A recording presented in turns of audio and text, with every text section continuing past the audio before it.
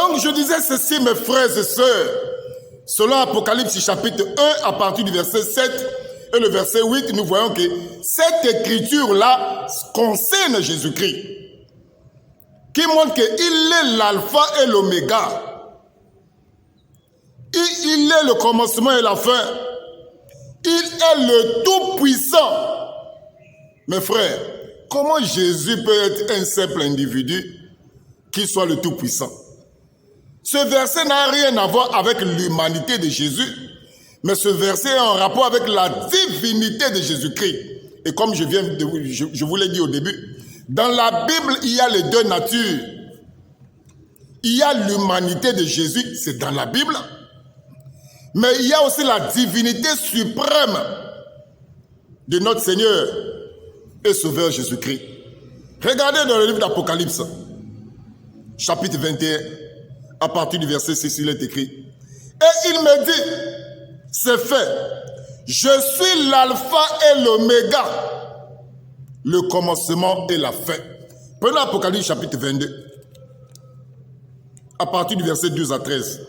Voici, je viens bientôt. Écoutez, ma rétribution est avec moi pour rendre à chacun selon ce qu'est son œuvre. Je suis l'alpha et l'oméga, le premier et le dernier, le commencement et la fin. Posez la question à toutes les personnes qui ont l'habitude de douter de la divinité de Jésus. Il y a combien d'alpha et d'oméga dans la Bible? Dans la Bible, il y a combien d'alpha et d'oméga? Dans Apocalypse chapitre 1, à partir du verset 8, Jésus-Christ se présente comme le Tout-Puissant. Posez la question à ceux qui doutent de la divinité. Il y a combien de Tout-Puissants dans la Bible? Regardez, je vais vous lire une écriture. Apocalypse chapitre 4, à partir du verset 8. Écoutez ce qui est écrit. Les quatre êtres vivants ont chacun 6 ailes. Et ils sont remplis des yeux tout autour, au-dedans. Ils ne cessent de dire jour et nuit, Saint, Saint est le Seigneur Dieu. Écoutez bien. Ils ne cessent de dire nuit et jour, Saint, Saint est le Seigneur Dieu. Écoutez, le Tout-Puissant, celui qui est, qui était et qui vient. Celui qui vient, c'est qui? Posez la question à ceux qui doutent de la divinité. Qui vient? Celui qui vient, c'est qui? Parce que la plupart des personnes, lorsqu'ils font des débats, ils sont seulement dans l'humanité de Jésus. L'humanité de Jésus, Jésus priait, Jésus dormait. Oui, ça c'est l'humanité de Jésus. Ça c'est un rapport avec l'humanité de Jésus. Jésus qui dort, c'est l'humanité de Jésus parce que Dieu ne dort pas. Selon le psaume 121 à partir du verset 4. Celui qui garde Israël, il ne sommeille pas, il ne dort pas. On voit Jésus qui dormait dans la barque. Selon Marc chapitre 4 à partir du verset 38. Ça c'est l'humanité de Jésus. Je viens de vous le dire au début. Dans la Bible, il y a l'humanité de Jésus.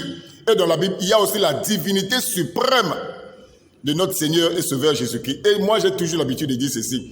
Celui qui ne connaît pas comment Dieu s'est révélé dans l'Ancien Testament ne peut pas comprendre comment le même Dieu s'est révélé dans le Nouveau Testament. Il ne peut pas avoir cette révélation-là. Parce que dans tout l'Ancien Testament, Dieu prenait un corps. La différence, c'était les théophanies. Un corps spirituel, mais visible. Que les théologiens appellent la théophanie. Ça, c'était dans l'Ancienne Alliance.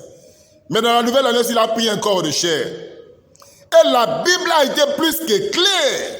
Tellement claire, j'ai l'impression qu'il y a certains chrétiens qui sont encore aveuglés. Surtout les musulmans n'en parlent même plus. Je vous dis la vérité. La révélation sur la divinité de Jésus, tu ne peux pas le comprendre avec les études. Même si tu as toutes les Bibles du monde, il faut avoir une révélation qui vient d'en haut. Parce que c'est la révélation qui doit éclairer les Écritures.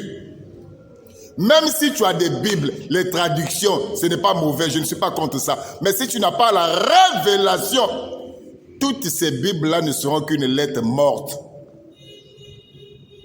On va faire une dernière vidéo au sujet de la divinité de Jésus.